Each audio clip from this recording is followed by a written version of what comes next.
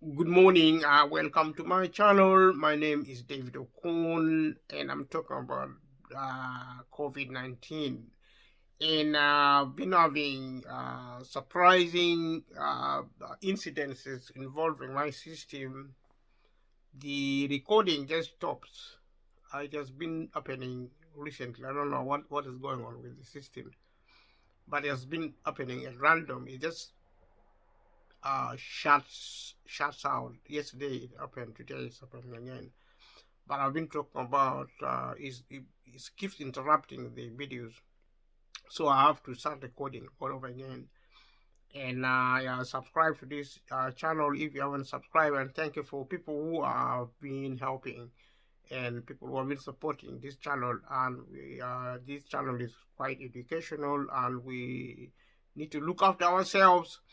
And we individual, we cannot give up on our life. The cost of living is a sign, and it has been happening for a long time. I've been talking about the cost of living, but it is a sign that things are not as we think. It's a sign we should actually be grateful for the suffering coming with the cost of living. It's not just in one country, it's global, and the government of every country is responsible for that because of the economic type of system, because of capitalism, which actually give money and wealth to the rich and take away wealth from poor people and give it to the rich.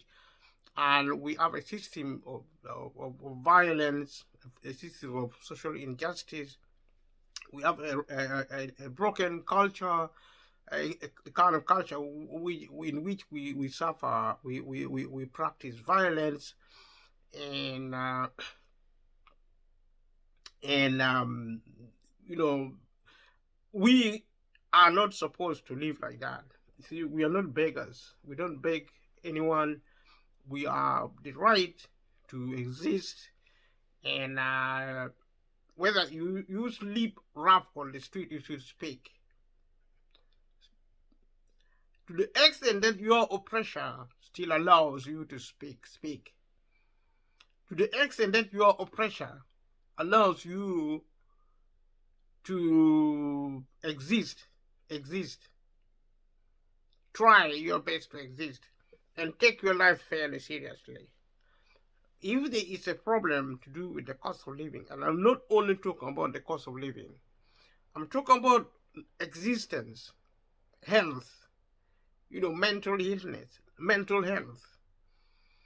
And I'm only trying to explain COVID-19 is one of such problems.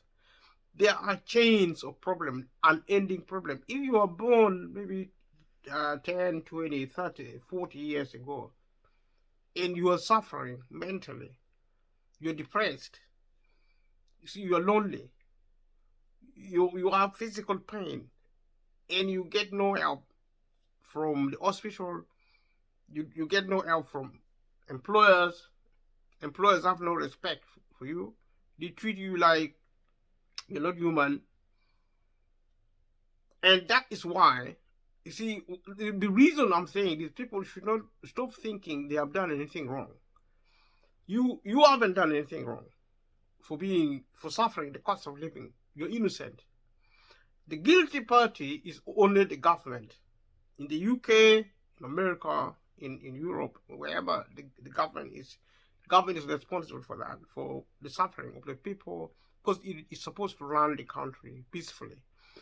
But because it has shut down the public sector deliberately, and the public sector is no longer functioning, it is sold off the public sector to private companies. The private companies are shutting it down, and the government claim to give money to private sector. Private sector gets money from the government, but they spend it on capital investment, and they spend it on infrastructures. Infrastructures and capital are actually wealth. So instead of spending this money to provide public services, they don't. They put the money in their pockets. So you could say the government colludes uh, with fellow friends and maybe families within with the private sector and get big money for free from the government in the name of financing public sector, and they don't. I mean, the public sector cannot function without money, and the government says they're spending money on public service. Yes, they are, but the money doesn't reach because see, public sector, public service should be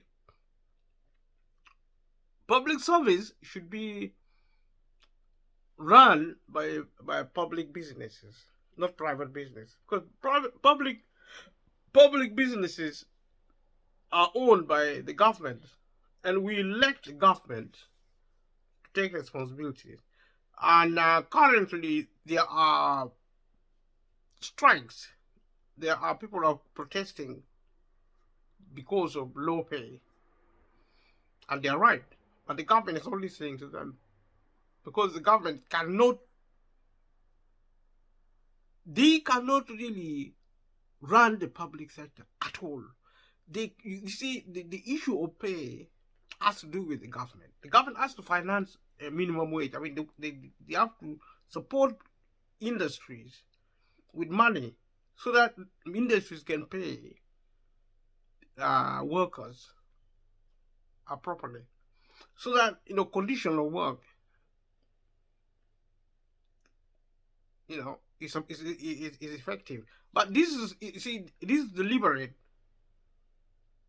It is not inevitable that people are actually suffering. People suffer because the people in power, and I'm not talking about the conservative government only, I'm talking about New Labour as well as the Liberal Democrat. I'm talking about people who are in power generally. They are colluded to actually practice violence on the people of this country, on the people of every country. Every government is violent. They treat citizens as slaves. People are disrespected by the government. They don't listen to the people of this country, and the meaning of citizenship is relevance. Because you see, if you don't have a job, if you don't have a job, and if you have a job, you don't know if you're going to keep it. There are people who work, and they might wake up tomorrow morning to find that they are out of work, and that is it. Once they are out of work, they are out of work, and that is it. And people need to get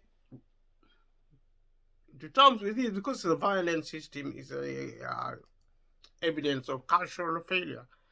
And when culture is the product of education, you educate yourself to respect other people, to value your life, to value the life of other people. And you live peacefully, you learn to live peacefully. You don't call people strangers. And that's what you find all over the world. Okay, fellow human species. I mean, are other people aliens or animals? Are we really humans? I mean, if we are humans, then why are we strangers? If you walk down the street, you're going to be afraid not of foxes or any wild animals. You're going to be afraid of a fellow human being. So we need to go back to basics and begin to teach ourselves respect for life. We need to learn compassion. If people really suffer, we have to really be sensitive. I'm not talking about empathy, I'm talking about sympathy. And sympathy should not be despised. Sympathy is an act of kindness. People should be kind. There is a lot of cruelty especially within the ruling class. These people actually behave like psychopaths. Because if the British people or the people or citizens of the world cannot access jobs, how are they going to survive? technology is developing, and technology should be used peacefully. If technology is actually acquired in the face of social violence, cultural violence, or even cultural backwardness, we're not really well educated enough to respect ourselves and to respect others, because it is disrespectful to allow people to suffer the cost of living in a country like Britain, the sixth richest in America, the richest country in the world like the USA. There is no basis for people really suffering. In the European countries, one of the richest continents in the world, nobody like Australia, New Zealand, in Asia, there is a lot of wealth. Nobody in the world should be suffering the cost of living. And this is the whole point. I'm looking at COVID-19 because sometimes people don't really understand that COVID-19 is a crisis which affected the economy, and it affected the economy because the government wasn't there to protect the economy. The section of the economy for the rich is functioning, and the rich are not suffering anything. The only thing they're suffering is actually how to manage greed and how to learn, what rich people need is learn how to live peacefully with themselves and with other people, because they are really thirsty. I mean, if you have piles and piles and piles of money and wealth, and you don't even use it, you just throw the money away. Money rots in the hands of wealthy people, and the rest of the population are actually suffering the cost of living. This is cruelty. This is no way to live. If we continue like this, we are going to go extinct. Beginning with the poor. The poor will die first, and then the rich. Because see, the violence is actually created artificially. Nobody should suffer anything. We have technology. We have a lot of knowledge. We have good ideas. All we have to do is learn to be human and compassionate. No politician or no body at all, or no public figure should tell us how compassionate they are. At the same time, standing by to leave people suffering. The cost of living. I say the cost of living. I will talk about the cost of living because it is a symptom of a broken society. So what I'm really talking about is, I'm talking about the real problem, the political problem, the economic problem, the cultural problem. So I am actually appealing to everyone to change the way they behave. Simple as that. Our mindset, we are humans, black, white, Asian, it doesn't matter where you come from, who you are. We are not supposed to be fighting at all. We fight because we are so culturally backward.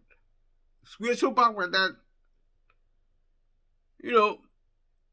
it's so difficult to differentiate between a sober person and somebody who is drunk on drugs or alcohol.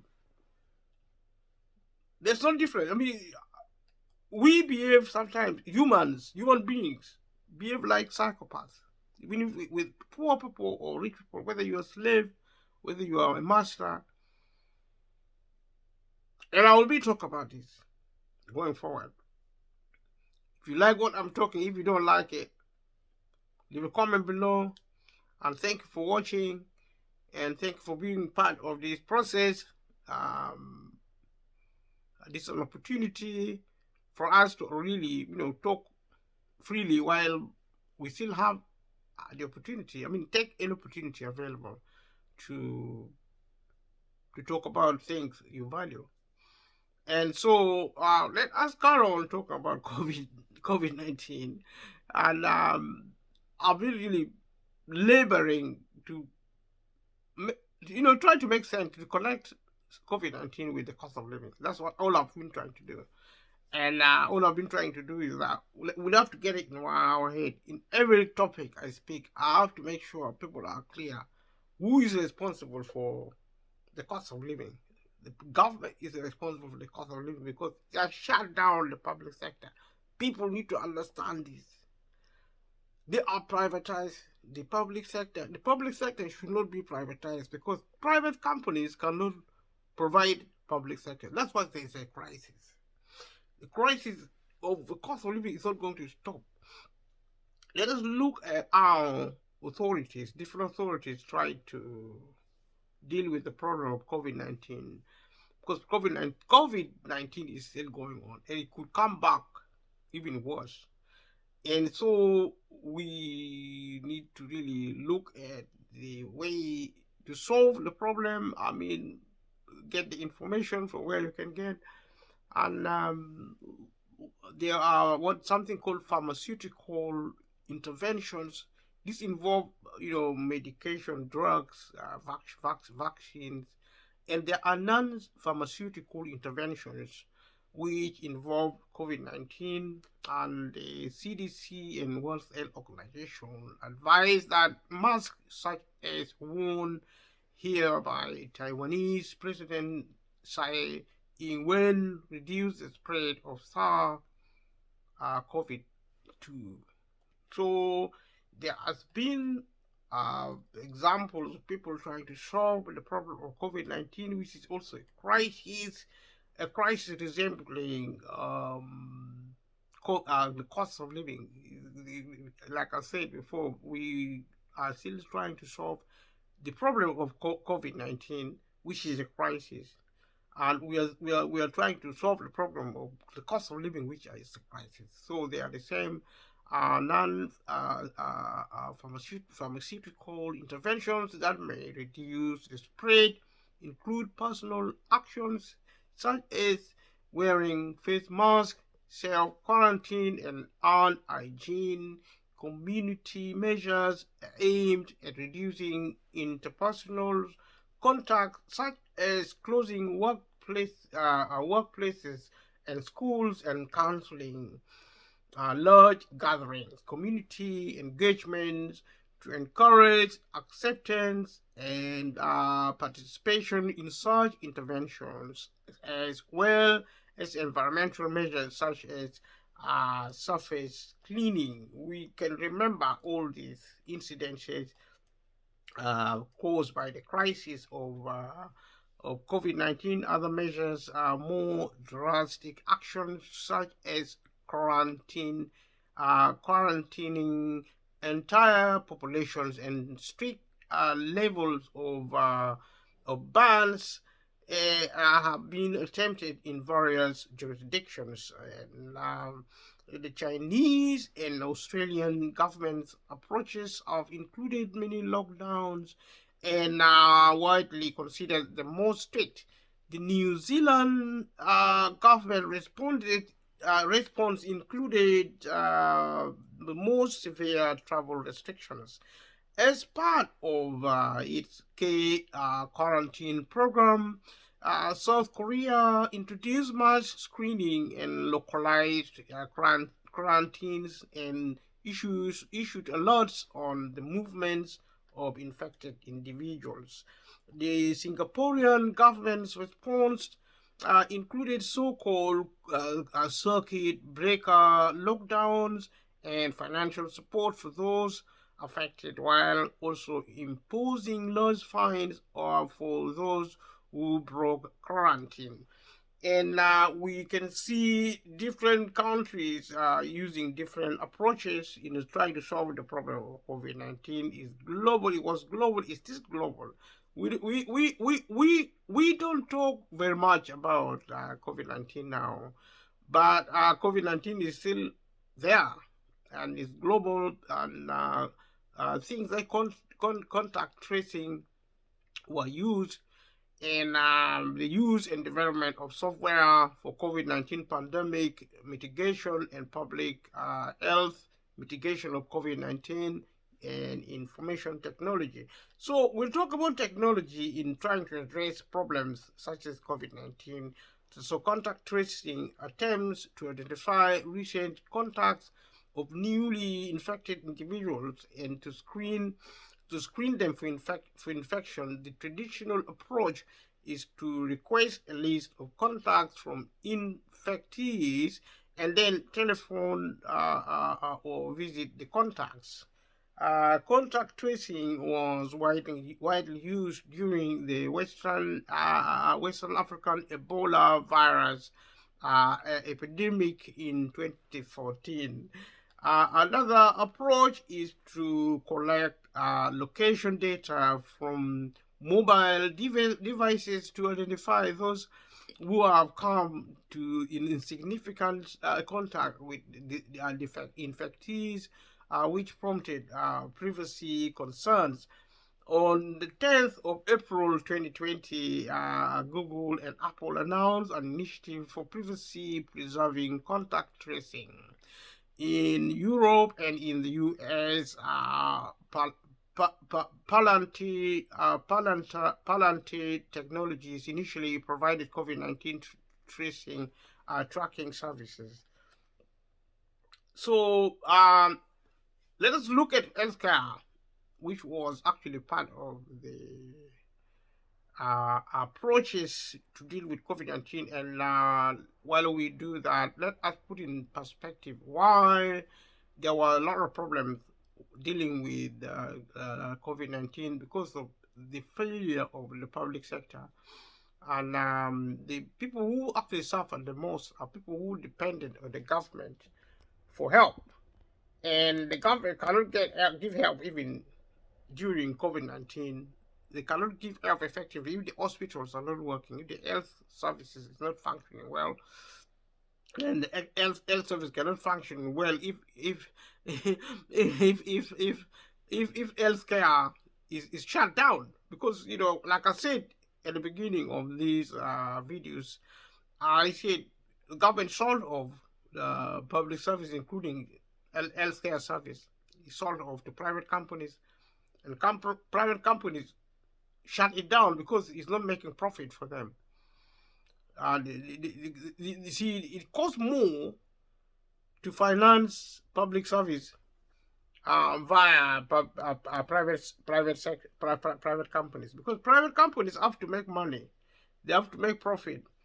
Although they don't make profit, but directly providing public service, they invest most of the money on capital and on infrastructure, and then they use this capital infrastructure to run private businesses. That's how they make money. They don't make profit directly. So let's look at healthcare and flattening the curve list of countries by hospital beds and shortages related to the COVID-19 pandemic. World Health Organization described increasing capacity in adapting healthcare as a fundamental mitigation. The ECDC and World Health Organization's European Regional Office issued guidelines for hospitals and primary healthcare services for shifting resources at multiple levels, including focusing laboratory services toward testing, counseling, elective procedures, separating and isolating patients, and increasing intensive care capabilities by training personnel and increasing ventilators and beds. The pandemic drove a widespread adoption of telehealth. Telehealth is health on the phone, maybe on telecommunication, telephone. So you have improvisation and the manufacturing of improvised manufacturing. A patient in Ukraine in 2020 wearing a scuba mask in the absence of artificial ventilation. So some countries in crisis or suffering poverty faced a lot of problems due to supply chain capacity limitations. Some manufacturers began 3D printing materials such as nasal swabs and ventilator pads. In one example, an Italian startup received legal threats due to alleged patent infringement after reverse engineering and printing 100 requested ventilator valves overnight. Individuals and groups of makers created and shared open source designs and manufacturing devices using locally sourced materials, sewing, and 3D printing. Millions of face shields, protective gowns, and masks were made. Other ad hoc medical supplies included shoes, covers, surgical caps, powered air purifying as respiration, and hand sanitizers. Novel devices were created such as ear savers, non-invasive ventilation helmets, and ventilator splitters.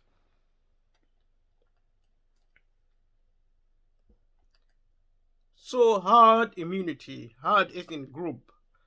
In July 2021, several experts expressed concerns that achieving herd immunity would not be possible because Delta can transmit among vaccinated individuals. CDC published data showing that vaccinated people could transmit Delta, something officials believe was less likely with other variants.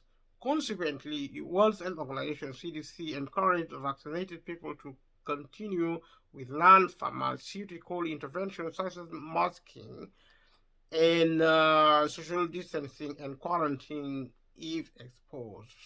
So look at the history of COVID-19 and the timeline of COVID-19 pandemic and the prevention and pandemic prediction and preparation prior to COVID-19 pandemic in 2019. Let us look at the origins. The outbreak was discovered in November 2019. It is possible that human to human transmission was happening before the discovery. Based on a retrospective analysis starting from December 2019, the number of cases in Hubei gradually increased, reaching 60 to 20, 60 by reaching 60 by the 20th of December, and at least 266 by the 31st of December. A pneumonia cluster was observed on the 26th December and treated by Chinese pulmonologist Zhang Jixian.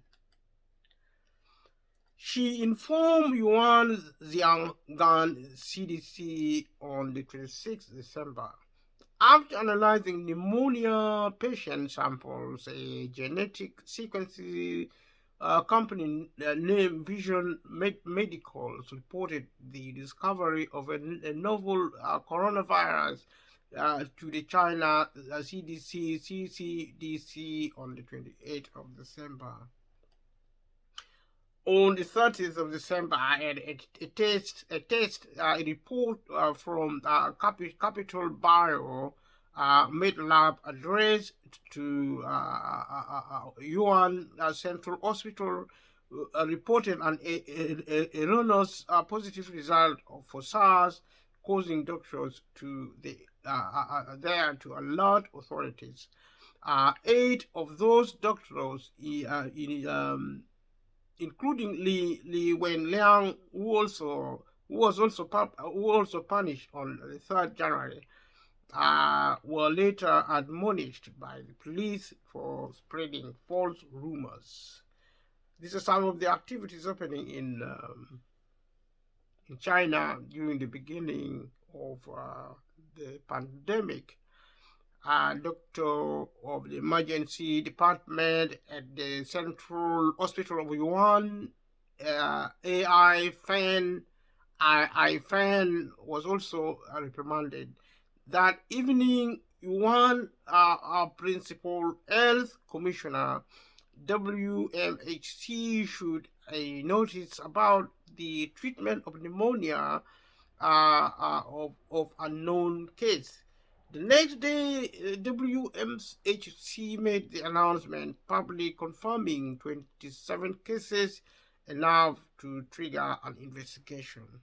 So that was the history of COVID-19, beginning and events taking place in China. On the 31st December, the World Health Organization office in China was noticed about the cluster of unknown pneumonia cases and immediately launched an investigation. Official Chinese sources claim that the early cases were mostly linked to the Wannan seafood wholesale market, which also sold live animals. In May 2020, CCDC Director George Gao initially ruled out the market as a possible origin as animal samples collected there are tested negative. In looking at the timelines of the COVID-19 pandemic in 2020 by month, January to December, and I was signed also in Toronto, and discouraging travel. These were some of the measures undertaken by the states to try and deal with COVID-19. On the 11th January, a World Health Organization was notified by the Chinese National Health Commission that the outbreak was associated with the exposures in the market, and that China had identified a new type of coronavirus which isolated on the 7th January. Initially, the number of cases doubled approximately every 7.5 days. In early and mid-January, the virus spread to other Chinese provinces, helped by the Chinese New Year migration. One was a transport hub and major rail interchange. On the 10th of January, the virus genome was shared publicly. A retrospective study published in March found that 6,174 people had reported symptoms by the 20th of January. A 24th January report indicated human transmission was likely occurring and recommended personal protective equipment for health workers. It also advocated testing given the outbreak's pandemic potential. On the 31st January, the first published modeling study warned of inevitable independent self-sustaining outbreaks in major cities globally and called for large-scale public health intervention. On the 30th of January, 7,818 infections had been confirmed, leading WHO to declare the outbreak a public health emergency of international concern, PHEIC. On the 11th March, World Health Organization announced its assessment that the situation could be characterized as a pandemic. By the 31st January, Italy indicated its first confirmed infection had occurred in two tourists from China. On 19th of March, Italy overtook China as the country with the most reported deaths. These are some of the events, as we remember, involving COVID-19. By the 26th of March, the United States had overtaken China and Italy as the country with the highest number of confirmed infections. Genomic analysis indicated that the majority of New York's confirmed infection came from Europe rather than directly from Asia. Testing of prior samples revealed a person who was infected in France on the 26th December 2019 and a person in the United States who died from the disease on the 6th of February.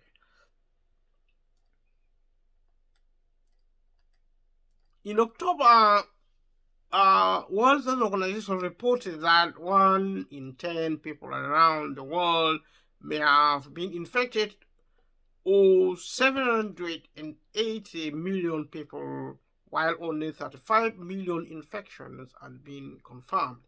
On November, Pfizer released trial results for a candidate vaccine showing a 90% effectiveness in preventing infection.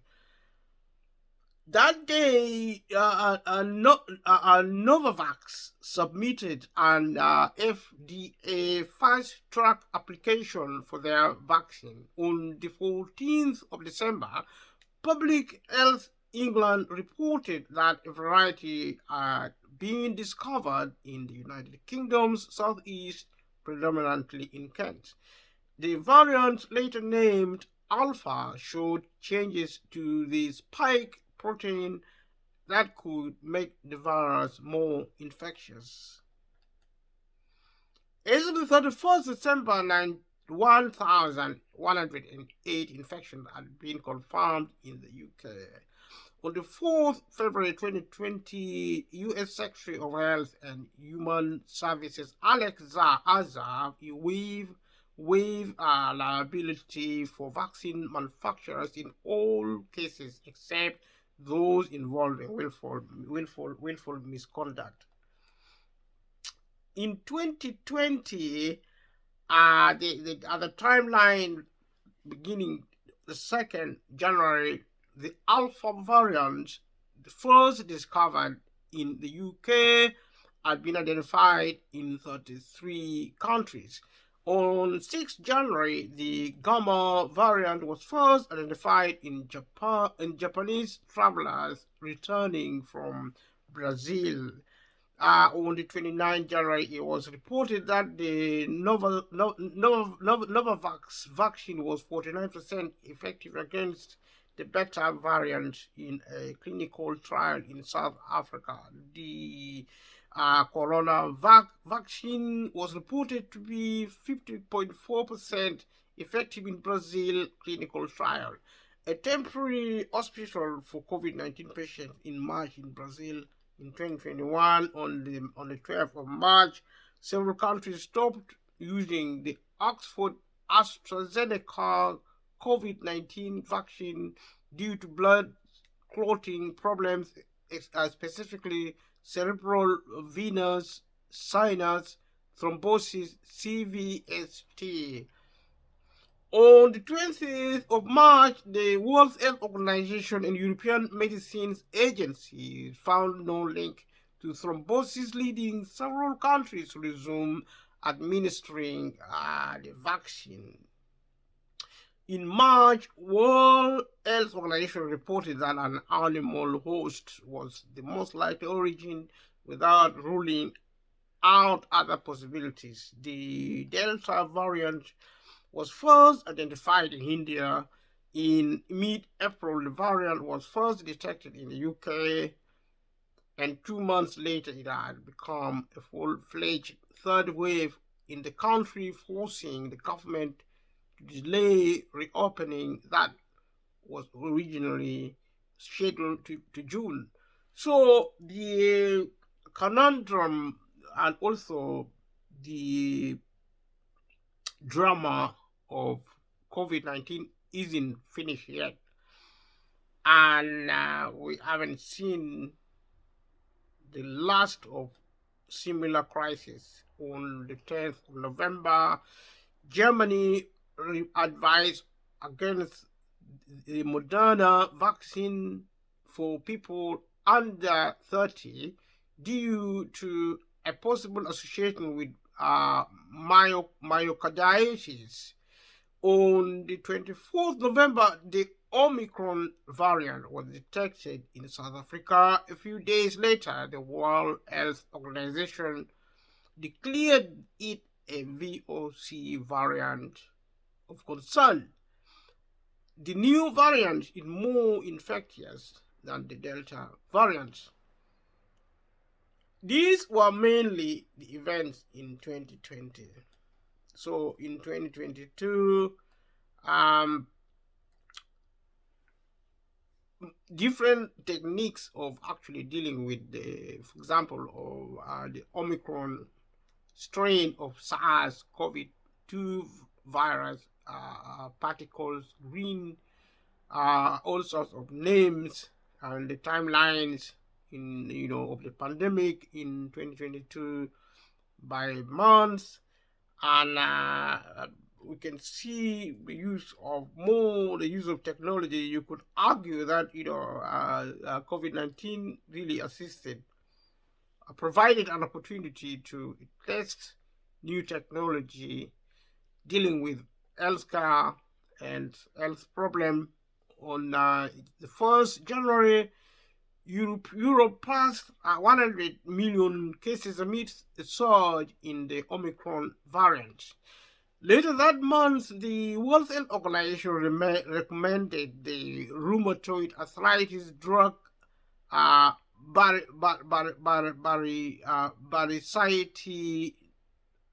baricitinib for severe or critical patients. It also recommended the monoclonal antibody sotovimab in patients with non-severe diseases, but only those who are at highest risk of hospitalization. On the 24th January, the Institute for Health Metrics and Evaluation estimated that about 57% of the world's population had been infected by COVID-19. By March the 6th, it was reported that the total worldwide death count had surpassed 6 million people. By the 6th July, Omicron subvariants BA.4 and BA.5 had spread worldwide. World Health Organization Director General Tedros Ghebreyesus stated that on the 14th of September 2022 that the world had never been in a better position to end the pandemic, citing the lowest number of weekly reported deaths since March 2020. He continued, we are not yet there yet, but the end is in sight. We can see the finish line. So there were airs of optimism from experts and officials. On the 21st, the United States surpassed 99 million cases of COVID-19, the most cases of any country. By the 30th October, the worldwide daily death toll was 424, the lowest since 385 deaths were reported on the 12th March 2020. On the 17th November marked the 3-year anniversary since health officials in China first detected COVID-19. On the 11th November, the World Health Organization reported that deaths since the month of February had dropped to 90%. Dropped 90%. Director General Tedros Adhanom Ghebreyesus said this was cause for optimism.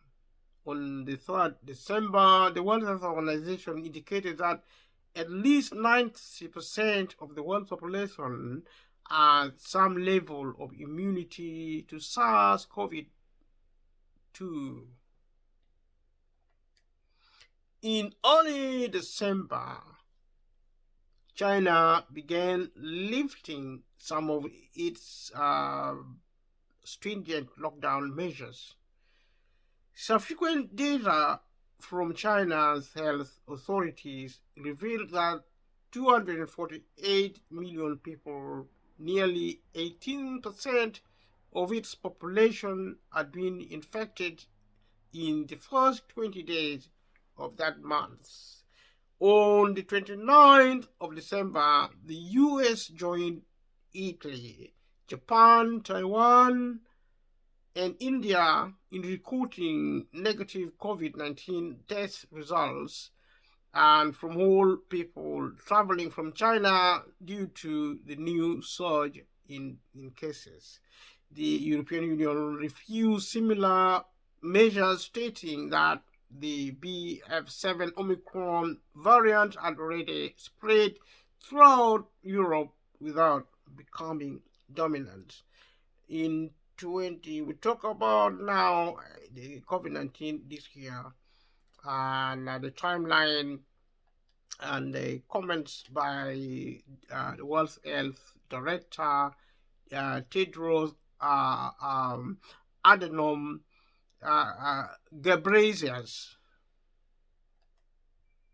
On the 4th January 2023, the World Health Organization said the information shared by China during this recent surge in infection lacked data such as hospitalization rates. On the 10th of January, the World Health Organization Europe office said the recent surge in China posed no immediate threat. On the 16th January, the World Health Organization recommended that China monitor excess mortality to provide a more comprehensive understanding of the impact of COVID-19. On the 30th of January, the 3-year anniversary of the original declaration, the World Health Organization determined that COVID-19 still met the criteria of a public health emergency of international concern, PHEIC. On the 19th of March, World Health Organization Director Tedros Adhanom Ghebreyesus indicated he was confident the COVID-19 pandemic would cease to be a public health emergency by the end of the year. On the 5th May, the World Health Organization downgraded COVID-19 from being a global health emergency, though it continued to refer to it as a pandemic. The World Health Organization does not make official declarations of when pandemics end. This decision came after Ghebreyesus convened with the International Health Regulations Emergency Committee, wherein the committee noted that due to the decrease in deaths and hospitalizations and the prevalence of vaccination and the level of general immunity, it was time to remove the emergency designation and transition to long-term management. Ghebreyesus agreed, reducing the classification to an established and ongoing health issue. By May 2023, most countries are returned to everyday life as it was before the pandemic.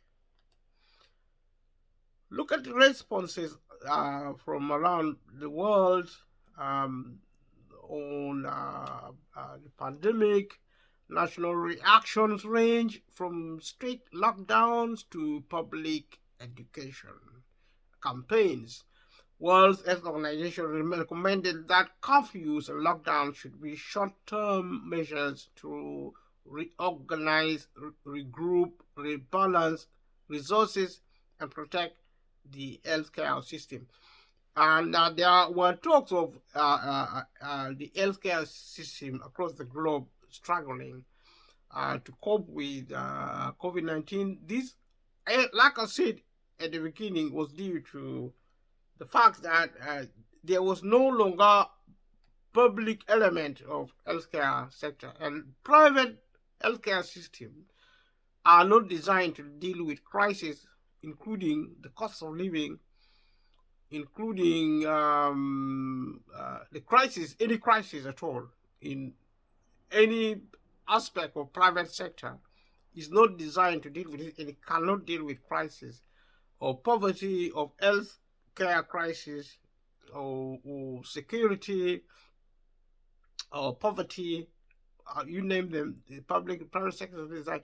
So the problem was created by the system and by politicians who, should I say, they really, I don't know what's wrong with them, because they just, they believe in privatization. They think everything should be privatized, and that's what they did. National reactions.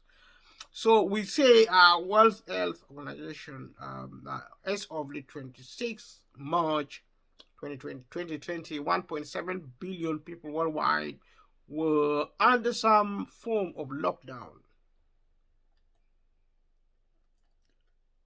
There are 7 to 8 billion people in the world. So it is incredible that 1.7 billion people worldwide were under some form of lockdown.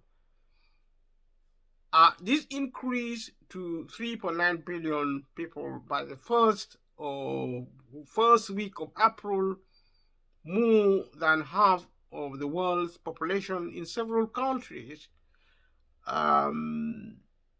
Protests against rules against restrictions such as lockdowns. In a February 2021 study found that protests against restrictions were likely to directly increase the spread of the virus. In Asia, as of the end of 2021, Asia's peak can come at the same time and at the same level as the world as a whole in May 2021. However, cumulatively, they had experienced only half of the global average in cases. So, in other words, the incidence of COVID-19 was so intense and more intense in Asia than in the Western world, so to speak. This is due to there being more restrictive measures in Asia than in the West and the rest of the world, probably. China opted for containment, instituting strict lockdowns to eliminate viral spread. The vaccine distributed in China included the BIBP, WIBP, and CoronaVac. This is some of the products, technology, techniques to deal with COVID-19. It was reported on the 11th December 2021 that China had vaccinated 1.162 billion of its citizens, or 82.5% of the total population of the country, against COVID-19. There are over 2 billion people in China, and China's large-scale adoption of zero COVID had largely contained the first wave of infection of the diseases. When the waves of infections due to the Omicron variant followed, China was almost alone in pursuing the strategy of zero COVID to combat the spread of the virus in 2020. In 2022, lockdown continued to be employed in November to combat a new wave of cases. However, protests erupted in cities across China over the country's stringent measures, and in December that year, the country relaxed its zero COVID policy. These are the political dynamics in China and other parts of the world. On the 20th of December 2022, the Chinese State Council narrowed its definition of what would be counted as a COVID-19 death to include solely respiratory failure, which led to skepticism by health experts of the government's total death count at a time when hospitals reported being overwhelmed with cases following the abrupt discontinuation of zero COVID. The first case in India was reported on the 30th of January 2020. India ordered a nationwide lockdown starting 24th March 2022 with the phased unlock beginning 1st June 2020. 6 cities accounted for around half of reported cases: Mumbai, Delhi, Ahmedabad, Chennai, Pune, and Kolkata. Post-lockdown, the government of India introduced a contact tracking app called Arogya Setu to help authorities manage contact tracing and vaccine distribution.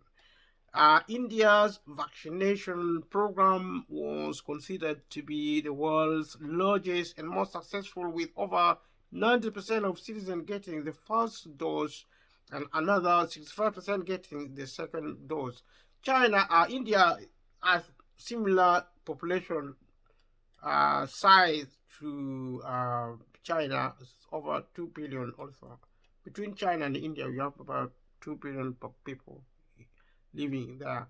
On the 21st October 2021, it was reported that the country had surpassed 1 billion vaccinations.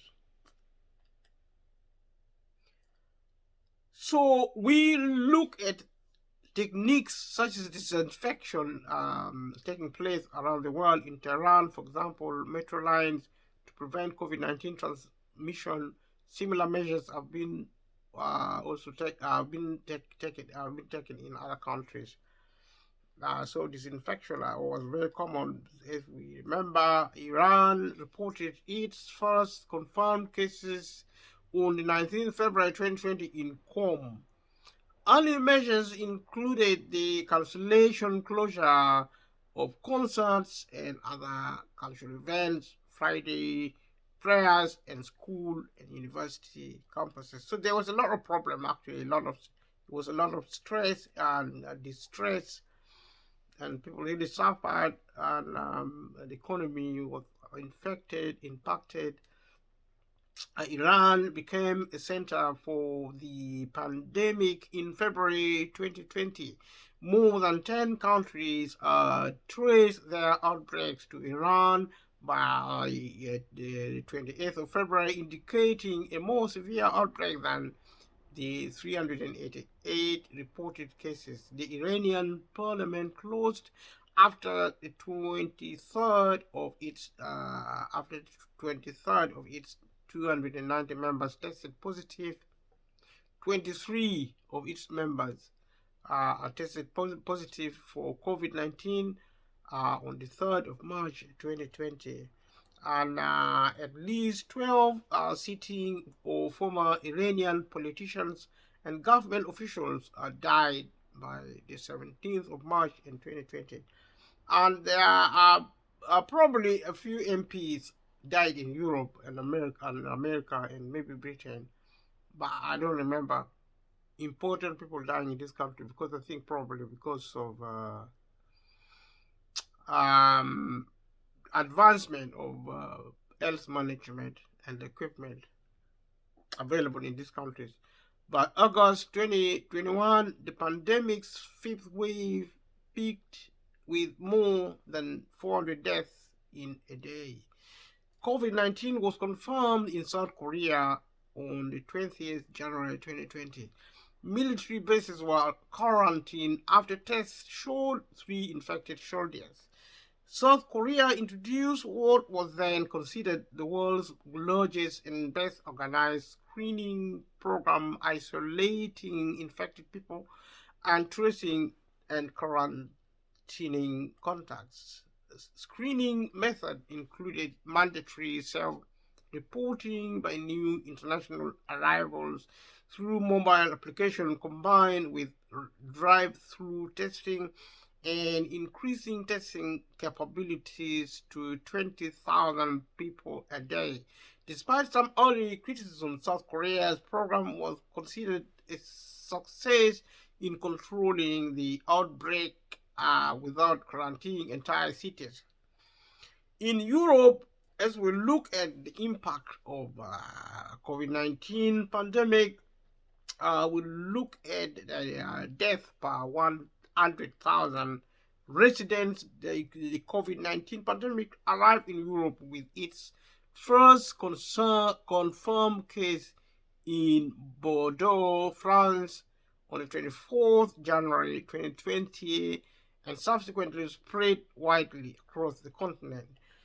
By the 17th March 2020, every country in Europe had confirmed